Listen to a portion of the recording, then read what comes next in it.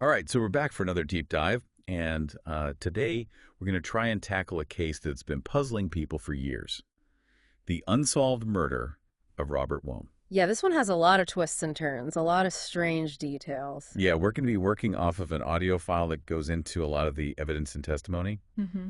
and just going through it. I mean, even just kind of glancing at it, it's really one of those cases where, the more you look into it, the less you feel like you understand. Yeah. So let's just jump right in, I guess, to set the stage. Yep. So we're talking about the murder of Robert Wone. And he was found dead in a friend's guest room in Washington, D.C. Pretty affluent neighborhood. You would think, based on just those details, it would be an open and shut case, but it really is anything but. Yeah, it's one of those where you think, oh, must be pretty simple explanation, but then when you start to learn more about the people involved and the details of the crime scene, it's like, wait a minute, Yeah. there's got to be more to this story. Yeah, just a little bit of background. Swan Street is a really historic street in D.C., so we're not talking about, some back alley or anything. This is a place where important people live. Hmm. So to have such a brutal crime, a stabbing, happen on this street it really captures the imagination. Right, it's not the kind of place you associate with that sort of violence, It Yeah. adds to the mystery. Exactly. And then you have the people who lived in the house where it happened. So we have Joseph Price, Victor Zaborski, and Dylan Ward. And they lived together, all three of them, in a polyamorous relationship. All three of them were pretty successful guys, Yeah.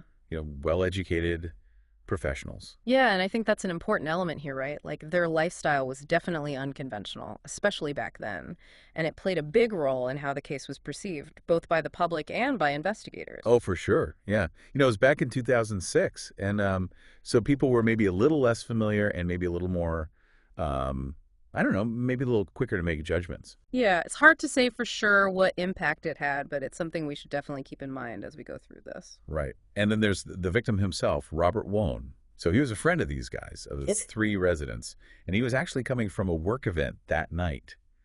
And I think he was planning to just stay over because it was getting kind of late. So very normal kind of setup. Right, just a friendly visit. It's important to note, though, that there's no evidence suggesting that Robert was in any way involved in their lifestyle. He was a happily married guy, known for being very street-laced. Yeah, yeah. So from everything we know, his connection to the residents was totally platonic, Yeah. just a friend. Which makes what happened all the more strange. I mean, you've got this guy, he shows up, they're hanging out, he says good night, goes to bed, and then, well, after that, we don't really know what happens for a while, right? Right. The timeline gets a little murky there. We have this sort of gap in the information, and then bam, that's when the 911 call comes in. Exactly. Victor called 911, reported that Robert had been stabbed. But even that call is full of these really strange details, like the way Victor uses we when he's talking to the operator, before it seems like he's even talked to the other guys. Yeah, it's like he's already speaking for all of them. Yeah, And there's that delay in making the call. right. Why didn't they call 911 immediately? What happened in those minutes before they called for help? I mean, those are questions that really haven't been answered definitively. And then you have their behavior when the paramedics arrived. They're all showered. They're strangely calm given the situation. Their stories don't line up. It's like something's off. Yeah. The paramedics noted things, too, things that just don't seem right. Robert's body was positioned in a very specific way. There was a distinct lack of blood, especially for a stabbing. It just felt staged. Yeah, it's like they were trying to present a certain picture. Right. And then we get to the physical evidence, or the lack thereof, which is even more bizarre. Like the lack of forced entry, no signs of a struggle, no valuables missing. Doesn't fit the profile of a typical home invasion. Right. Right. You would think if it was a random intruder, there'd be more chaos, more evidence of a fight. Yeah. But this was not neat. Almost too neat. It's like someone tried to clean up, trying to control the narrative, maybe. Exactly. Trying to make it look like something it wasn't. And then, to make matters worse, you have the blood spatter, or lack thereof. In a typical stabbing, you'd expect blood everywhere, spraying, dripping all over the place. But in this case, it was very minimal, almost like someone had cleaned it up. Makes you think, right, makes you think, what were they trying to hide? I mean, was it just that they had cleaned up the crime scene, or was there something more going on? Exactly. And then there are these little details, these bits of evidence that just complicate the picture even more. Like the needle marks on Robert's body, the semen found near the scene, but no drugs in his system. It's a puzzle with a lot of missing pieces. It really is. It's like you're trying to put together a puzzle and half the pieces are missing, and the ones you do have don't seem to fit together right. Yeah, it's like someone took the puzzle, shook it up, and then threw away half the pieces. So we've got a possible drugging, a stabbing, a very carefully cleaned crime scene. Hmm. And then, to top it all off, a cadaver dog found traces of blood in the drain outside and on the dryer. It's almost like someone was trying to wash away any trace of what happened. Right, and that adds a whole other layer of premeditation to this. It wasn't just a spontaneous act of violence, there was planning involved. Yeah. Yeah. Someone was trying very hard to cover their tracks. It's just mind-boggling. It really is, and that's just the beginning. We haven't even gotten to the missing knife, the forged emails, and the neighbor's testimony. Yeah, there's a lot more to unpack here. This is a case that just keeps getting stranger and stranger. Yeah. I mean, it's like a puzzle where half the pieces are missing and the ones you do have don't quite fit. Exactly. And then, you stumble upon these other details, like the missing knife from Dylan's room Right. and his collection of BDSM items, and it's just like, what? Yeah, some people have said that the whole BDSM thing is a distraction. Like, could those items have been planted? Mm. I mean, is there evidence to support this theory, or is it just based on their presence? Right. It's a good question. I mean, the presence of those items in the house doesn't automatically mean they were involved in the crime, right? But it does introduce a possible motive. Was Robert's death maybe the result of something going wrong during a sexual encounter, things getting out of hand? But then wouldn't they have just said that? Why stage the scene to look like something else entirely? Why not be upfront about it from the beginning? Well, I mean, maybe they panicked. Maybe they were afraid of the social stigma, the legal ramifications, especially given their, unconventional relationship at the time. I mean, this was 2006. Things were different back then. Yeah, that's true. But then there's the whole issue of the forged emails on Robert's BlackBerry. That seems like a level of premeditation that goes beyond a simple, oh, we panicked. Right. Those emails are a big deal. Someone went to a lot of trouble to manipulate the timeline to make it seem like Robert was asleep way before the 911 call. And that suggests, that someone had time to plan, to stage the scene, to come up with a story. It's not just a spur-of-the-moment thing anymore. And then there's the neighbor who says they heard a scream much earlier than the 911 call. That throws the whole timeline out the window. I mean, what was happening during that missing time? We have no idea. Yeah, that neighbor's testimony is huge. It kind of undermines the whole official narrative, right? But it's also one of the most disputed pieces of evidence. The defense argued that the neighbor might have been mistaken about the time, or maybe the scream came from somewhere else entirely. So we're left with all these different possibilities, each one more confusing than the last. What do you think, I mean, having spent so much time with this case, what seems like the most plausible scenario to you? Honestly, it's tough to say. I mean, there's evidence that supports multiple theories. And the fact that the three residents have never really cooperated with the investigation, it makes it even harder to separate fact from fiction. Right. But there must be some aspects of the case that stand out to you, certain pieces of evidence that seem more significant than others.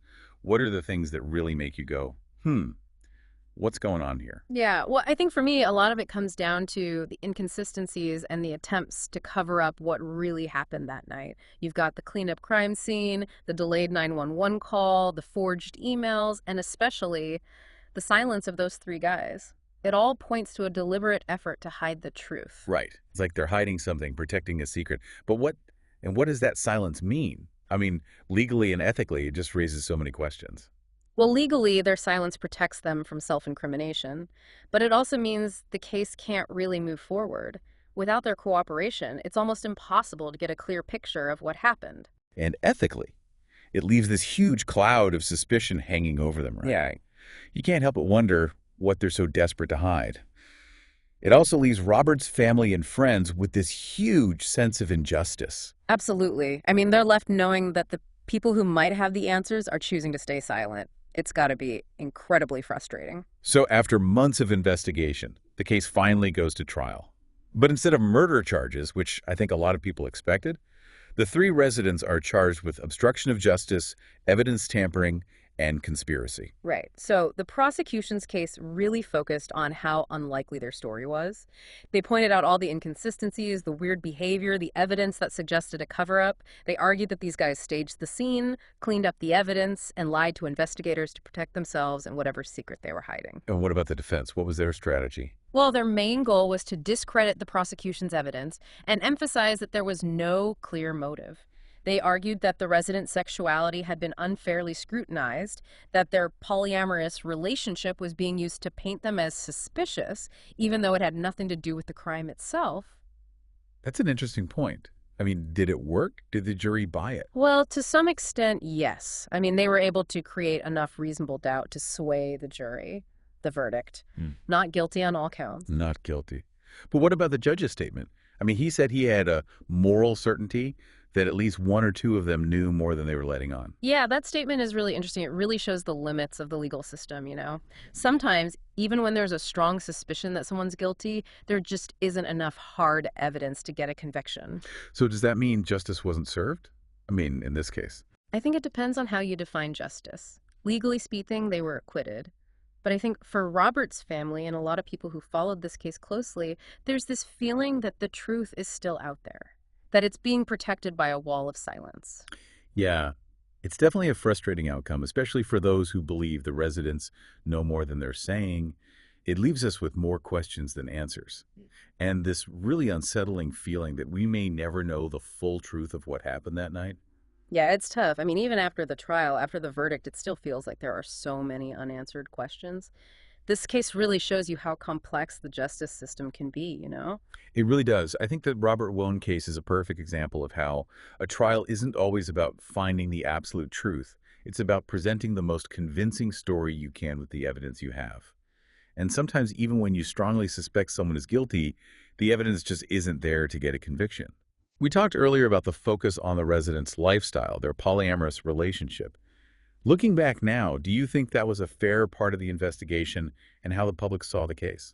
It's hard to say for sure how much it influenced the jury, but their lifestyle definitely became a big part of the media coverage and the public discussion around the case. Some experts even argue that it might have overshadowed some of the more important evidence. Yeah, it almost felt like the focus shifted away from finding Robert's killer and toward all the salacious details of the residents' personal lives. Like it became more about their unconventional relationship than about getting justice for Robert. Right, and that's where the ethical questions come in. How do we cover cases like this, especially when they involve lifestyles or relationships that are outside the norm?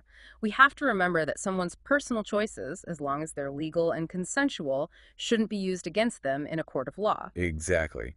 But it feels like sometimes our own cultural biases creep into these investigations, even if we don't mean for them to. And that can have a real impact on the outcome of a case. It can distract from the actual evidence and lead to people making unfair judgments. So legally, this case is closed. But in terms of finding real justice, real closure, it feels like it's still wide open. What do you think? Based on everything we've discussed, what's the most likely explanation for what happened to Robert Wone? To be honest, I don't think we can say for sure. There's evidence that supports a few different scenarios, you know. It could have been a sexual encounter that went wrong, maybe an act of violence fueled by jealousy or anger, or even just a tragic accident that turned into a desperate cover-up. It's hard to know for sure. It's like we're looking into a hall of mirrors, and each reflection shows us a slightly different version of the truth, but none of them give us a clear picture. That's a great way to put it, and that's the frustrating part, right? You've got a victim, a crime scene, all this evidence, and yet the truth still feels just out of reach. Well, as we wrap up this deep dive, I want to leave our listeners with this. Yeah. If you were the one trying to solve this mystery, where would you start? What would your first step be? Yeah, would you go back and examine the physical evidence again, looking for something that might have been missed? Would you try to find new witnesses, hoping they might have a different perspective? Or would you dive deep into the psychology of those three residents, try to figure out their motivations, what secrets they might be hiding? It's a real head-scratcher. The truth is out there somewhere, buried under all the speculation, all the legal back and forth, and the silence of the people who might hold the key to this whole puzzle. And maybe, just maybe, someone listening right now will be the one to finally crack the case. And for anyone who wants to learn more, the website Who Murdered Robert Wone is a great place to start. They've got tons of information and analysis of the case. This has been a fascinating, though definitely frustrating, deep dive. I think the Robert Wone case really shows us that some mysteries may never be fully solved, which leaves us with this unsettling feeling of the unknown. Until next time, keep those brains working, keep asking questions, and keep searching for the truth wherever it may be hiding.